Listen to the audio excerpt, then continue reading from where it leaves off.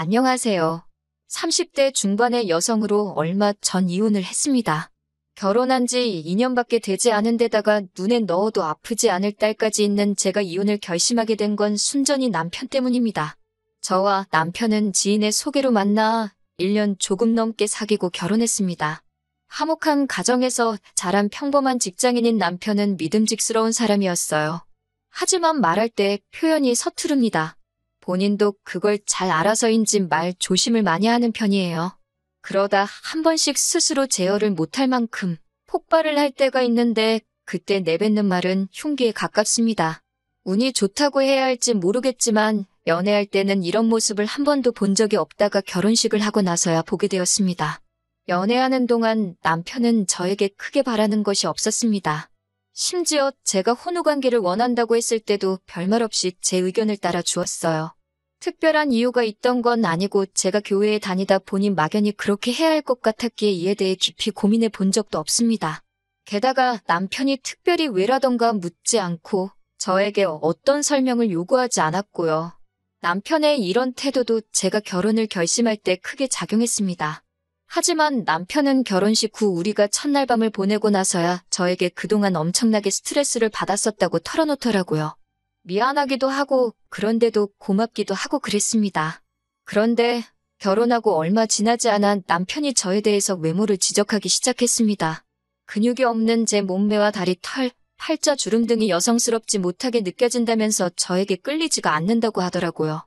그런 말을 들을 때마다 남편이 잘못하고 있다는 것을 알면서도 동시에 남편이 저를 거부하지는 않을까 걱정이 되었습니다. 무엇보다 남편은 저에게 첫사랑이나 다름없었기 때문에 행여이 결혼이 파국으로 치닫지는 않을까 너무 무서웠습니다. 그래서 남편 눈에 들기 위해서 정말 죽을 힘을 다해서 노력했어요. 살도 빼고 외모도 가꾸고 생활 습관도 고치고 제가 할 수 있는 건 정말 다 했던 것 같습니다. 다행히 남편도 저의 그런 변화를 알아챘고 다시 부부 사이도 원만해졌습니다. 지금 제 사연을 듣고 계시는 분들은 뭐 그렇게까지 해서 사냐? 남편이 그렇게 잘났냐라고 물어보실 수도 있을 것 같아요. 사실 제 남편도 그렇게 훤칠한 인물은 아닙니다.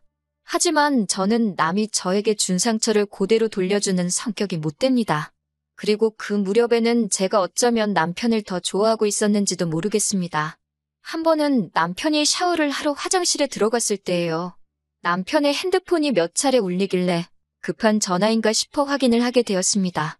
남편이나 저나 원래 핸드폰 자금을 해놓지도 않고 딱히 서로 감시하는 것도 아니지만 숨기지도 않습니다. 그런데 이상하게 그날은 한번 확인을 해보고 싶은 기분이 들더라고요. 그렇게 남편의 친구 목록을 훑어보다가 정말 예쁜 여자를 발견했습니다. 다시 보니 저희 결혼식에도 왔던 인형같이 생긴 남편의 대학 동기더라고요. 그러면 안 되는 걸 알면서도 저도 모르게 둘이 무슨 대화를 주고받은 건지 대화창을 확인하게 되었습니다. 내용은 사실 별거 없었습니다. 남편의 대학 동기가 생일이었는지 남편이 생일 축하한다고 먼저 연락을 했더라고요. 그러자 그 동기가 생일 때 받은 선물이며 뭐 했는지를 상세히 말하며 자랑을 하더라고요. 그에 대해 저희 남편은 예쁜 여자랑 시간을 보내는데 그 정도는 써야 한다며 자기라도 쓰겠다고 동조를 하고 있더라고요. 그러자 그쪽 여자가 와이프는 별로야라고 묻더군요.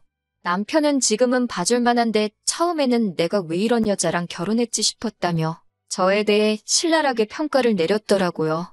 차라리 저한테 대놓고 불만을 토로하는 것도 아니고 같은 여자한테 저를 그런 식으로 말했다는 게 분하고 자존심이 너무 상했습니다. 그래도 남편한테는 몰래 핸드폰 봤다는 티는 내고 싶지 않아서 어떻게든 평정을 되찾으려고 했는데 결국 화가 눈물로 표출되고 말았습니다. 순간 화장실에서 나오던 남편도 저의 그런 모습을 보게 되었고요.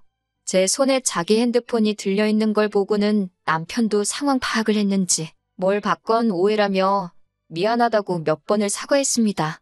남편이 그런다고 바로 기분이 풀리지는 않았지만 그래도 이혼까지 생각하지는 않았어요. 저를 또 화나게 했던 건 남편이 제 친척들 상대로 외모 평가를 하더라고요. 저도 처음에는 그러는지 몰랐다가 남편이 시어머니랑 주고받은 문제를 보고 알게 되었습니다. 사실 일전에 여자 동기와의 대화에서 저에 대해 함부로 말한 걸 확인하고 난 후로부터 종종 남편의 핸드폰을 몰래 확인하게 되더라고요. 그러면 안 되는 줄 알지만 지금은 또 저에 대해서 무슨 생각을 하고 있을까 싶어서요.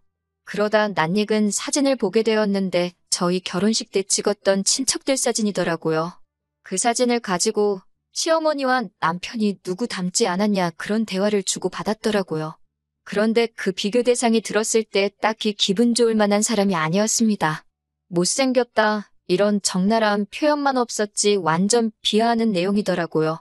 물론 저희 친척들이 다 미남미녀는 아니고 남편이 말한 그 사람을 실제로 닮은 경우도 있었지만 그걸 남편과 시어머니가 둘이서 히히덕거리면서 이야기를 했다는 게 너무 모욕적이고 화가 나더라고요. 당장이라도 남편에게 따지고 들고 싶었지만 그러려면 핸드폰을 몰래 봤다는 걸 또 이야기해야 되기에 꾹 눌러 참았습니다. 없는 데선 나라님도 욕한다잖아요.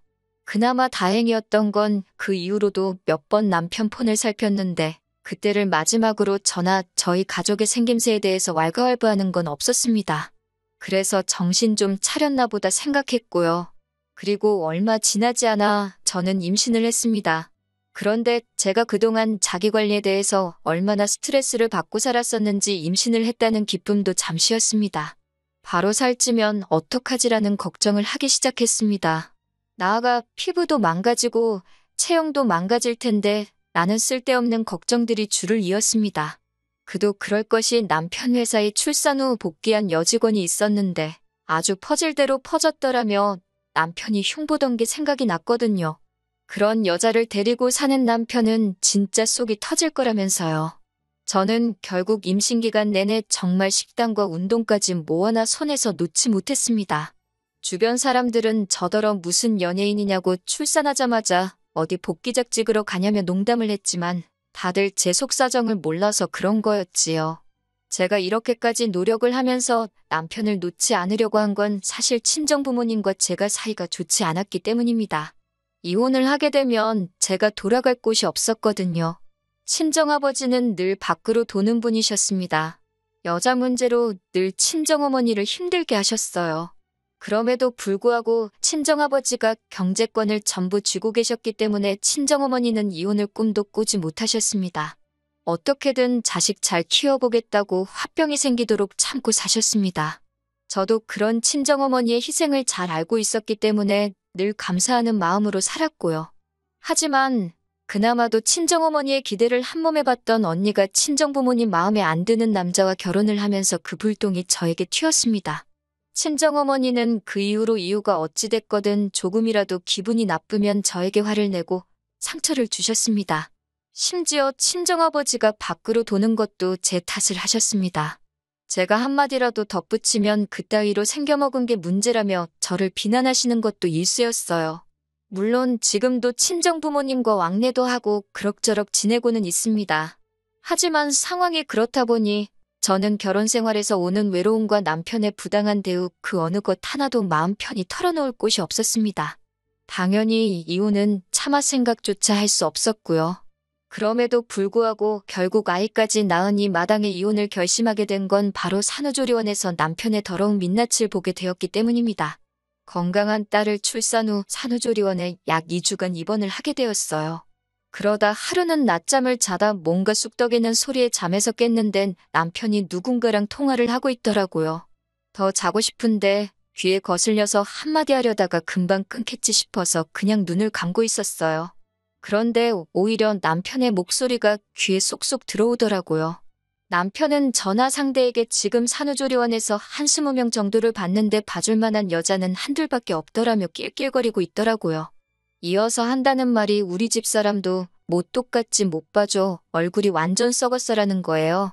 저는 충격에 온몸이 부들부들 떨렸습니다. 제가 지금 괜히 이렇게 된 게 아니고 자기 딸 낳느라 고생해서 이런 건데 남한테 저를 그런 식으로 묘사할 거라고는 상상도 못했으니까요. 그때 남편이 전화를 끊으면서 저를 돌아보다 저와 눈이 마주쳤습니다. 남편은 제가 어디서부터 들은 건지 확인이라도 하려는 듯 제 눈치를 보더군요. 제 어디가 썩었냐고 물으니 그게 무슨 소리냐며 잘못 들은 거라고 저더러 미쳤냐고 그러더라고요. 그러면서 저에게 몸이 안 좋으니까 신경이 많이 예민해져서 헛소리를 들은 거라고 자기가 언제 그런 말을 했냐며 정색을 했습니다. 너무 뻔뻔하게 나오니까 순간 저도 제가 잘못 들었나 싶었어요. 하지만 저는 정상이었습니다. 며칠 뒤 산후조리원을 나와 집으로 오게 되었습니다. 친정어머니가 와서 도와주신다고 했지만 그게 더 불편할 것 같아서 괜찮다고 말씀드렸어요. 그렇게 하루에 몇 시간씩 와주시는 이모님을 부르고 집에서 아기를 돌보기 시작했습니다. 그리고 며칠 뒤 남편이 회식에 있다더니 술에 잔뜩 취해서 집에 들어왔어요. 그러더니 남편은 자는 아기를 붙들고는 이렇게 생겨서 앞으로 어떻게 사냐며 엉엉 우는 거예요.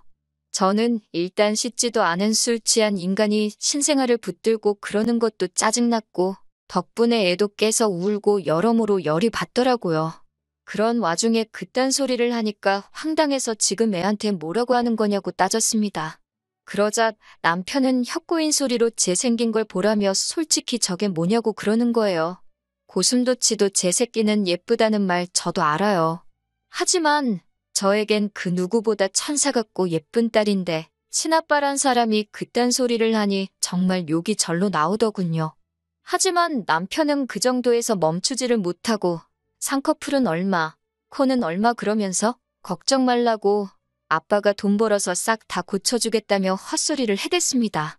급기야 저한테 너는 왜 그따위로 생겨서 딸을 낳고 그러냐고 정말 할 말 못할 말 가리지 못하고 다 해대더군요. 그런데 저희 딸 남편하고 판박이로 닮았거든요. 심지어 시부모님도 남편 어렸을 때랑 똑같이 생겼다며 연신 신기하다고 몇 번을 그러셨고 친정어머니는 서운할 만큼 하나도 닮은 게 없다며 속상해하셨는데 정작 당사자인 남편이 저러니 헛웃음이 다 나왔습니다. 이튿날 술에서 깬 남편에게 어젯밤에 찍은 동영상을 보여주면서 이게 아빠라는 인간이 세상에 나온 지 얼마 되지도 않은 딸한테 할 소리냐고 들이밀었어요. 그러자 남편은 어이가 없다는 듯 동영상을 보더니 저한테 우리 솔직해지자고 그러는 거예요. 자기는 솔직히 자기 딸이지만 유모차에 태우고 나갈 자신도 없다고 너무 못생겼대요. 딸 얼굴만 보면 가슴이 답답하고 속이 상한다는 거예요. 제가 어떻게 애 아빠가 자식을 부끄러워할 수가 있냐고. 그러자 어차피 애가 듣는 것도 아닌데 자기 속마음 말도 못하냐면서 저더러 넌 자식한테 미안하지도 않냐고 그러더라고요. 뭐가 잘못인 줄도 모르고 계속해서 실언을 하는 남편을 보고 있자니 비로소 정신이 들었습니다. 남편의 사고방식은 완전히 썩어빠져서 재활용도 못할 쓰레기라는 거려. 이런 인간 밑에서 내 딸을 크게 했다가는 자존감, 자신감 다 잃고 자랄지도 모른다는 두려움이 들었습니다.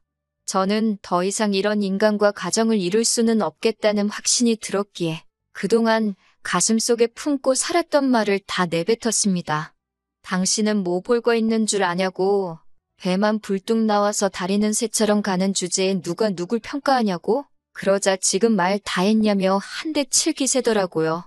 제가 그래 한 대 치라고 합의금이나 받아서 그 돈으로 성형이나 하게라며 막 들이대니 남편이 오히려 주춤하더라고요. 그리고 저는 친정언니에게 전화를 걸었습니다. 그래도 막상 상황이 이렇게 되니 생각나는 건 친정밖에 없더라고요. 언니는 그동안 무소식이 희소식이라 생각했는데 제가 연락을 해와서 놀랐다며 지금 바로 온다고 했습니다.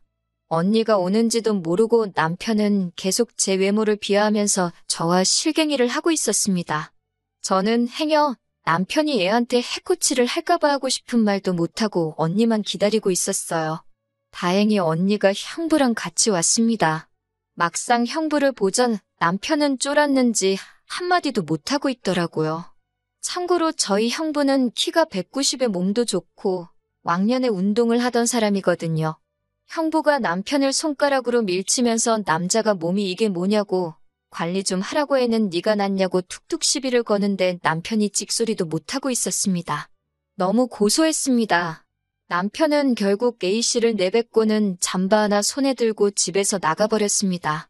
저는 그제서야 다리 힘이 풀렸고 언니에게 그동안 있었던 이야기를 털어놓았습니다. 그러자 언니가 그런 자식을 가만두냐면서 어디론가 전화를 걸더라고요. 변호사인 지인에게 물어보니 막말도 이혼 사유가 될 수 있다면서 제가 원하면 한번 싸워보자고 했습니다. 그렇게 저는 결국 이혼 소장을 남편에게 보냈고 장장 10개월의 싸움 끝에 제가 이기게 되었습니다. 저는 다달이 받는 양육비 대신 지금 살고 있는 빌라를 달라고 했고, 시부모님은 한 달에 한 번씩 손녀를 보여주는 조건으로 빌라를 주신다 하셨습니다. 아들 자식 교육을 똑바로 못 시켜서 미안하다고 사과는 하시더라고요. 그리고 더 어이가 없었던 건 제 남편이 그나마 성형을 한 얼굴이었더군요. 어쩐지 친구도 한 명도 없고 과거 사진도 안 보여주더라니 그제서야 납득이 되었습니다. 차라리 처음부터 남편이 자기가 왜 외모에 집착하는지 저에게 말해주었더라면 저희 관계는 달랐을까요? 이혼 후 저에게는 많은 변화가 있었습니다. 이혼 소송이 시작되면서 저는 정신과 치료를 받았고 그 덕분에 친정어머니와의 관계에도 변화가 생겼습니다. 또 늦게나마 친정어머니도 친정아버지와 이혼을 하셨어요. 그 이후로는 지금은 저와 함께 살고 계십니다. 제가 친정언니가 운영하는 회사로 출근을 하면 손녀를 돌봐주고 계세요. 이렇게 다들 각자의 방법으로 자유를 찾고 치유가 되어가고 있습니다. 시부모님의 말씀에 의하면 남편은 지금 이혼을 후회하고 있다고 하지만 딱히 신뢰는 가지 않습니다. 아마 더 멋져진 제 모습을 보고 후회하는 거겠지요. 다음에 저에게 또 사랑할 수 있는 기회가 있다면 그때는 정말 제 외모가 아닌 내면을 봐주는 사람이었으면 좋겠네요.